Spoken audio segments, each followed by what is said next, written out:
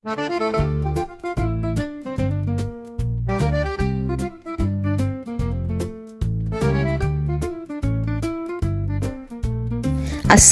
আলাইকুম।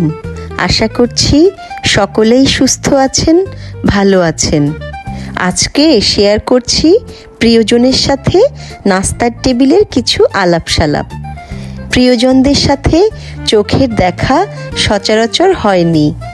অনেক বছর পরে অনেকের সাথেই দেখা হয়েছে, কিন্তু প্রিয়জন বলে কথা। চোখের আড়াল হলেই কি সবাই মনের আড়াল হয়? না, হয় না। প্রিয়জন আমাদের অন্তরে সব সময় থাকেন, ভালোবাসায়, সম্মানে, প্রতিদিনের দোয়া আর শুভকামনায়।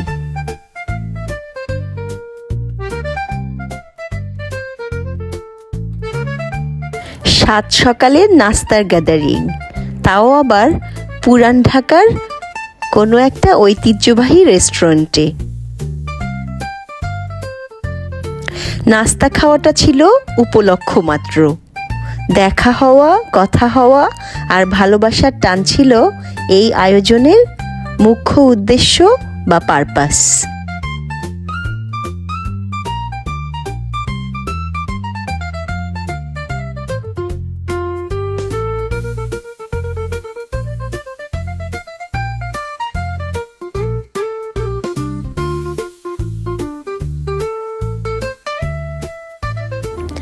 নাস্তার জন্য প্রত্যেকটা আইটেমই কিন্তু ছিল পুরানো ঢাকার স্বাদ, ঐতিহ্য আর সুঘ্রাণে ভরপুর।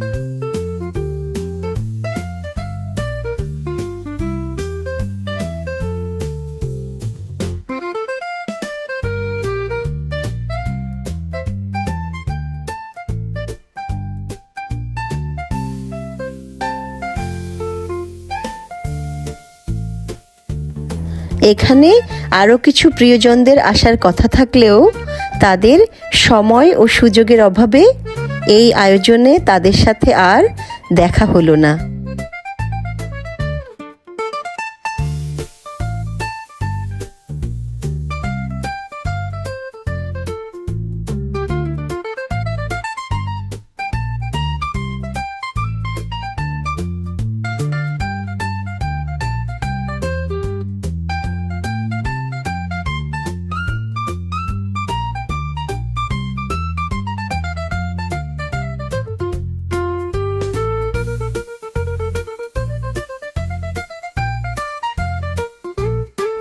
আমার সেই কবেকার ছোট ছোট ননদ দেবর এসেছে আজকে এখানে।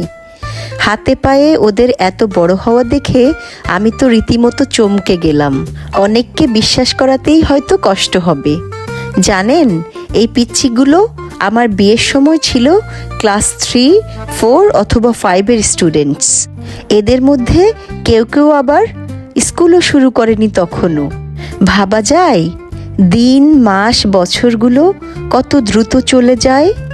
আজকে ওরা কেউ কেউ ইউনিভার্সিটি পড়ুয়া, কেউ আবার ব্যাচেলরের পাঠও শেষ করে ফেলেছে। এদের কেউ কেউ কিন্তু আবার নতুন সংসারও শুরু করেছে। যাই হোক, প্রিয়জনের সাথে আবার দেখা হোক প্রিয় কোনো পরিবেশে।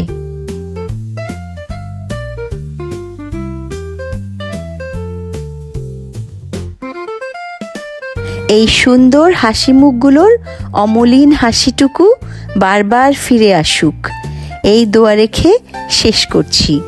আর প্রিয়জনদের অনেক ধন্যবাদ আমাদেরকে একটু সময় দেবার জন্য।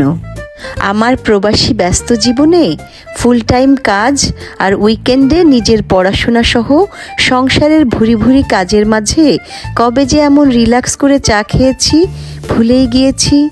আপনাদের ধন্যবাদ ভিডিওটা দেখার জন্য। ভালো থাকবেন সব সময়। আসসালামু আলাইকুম।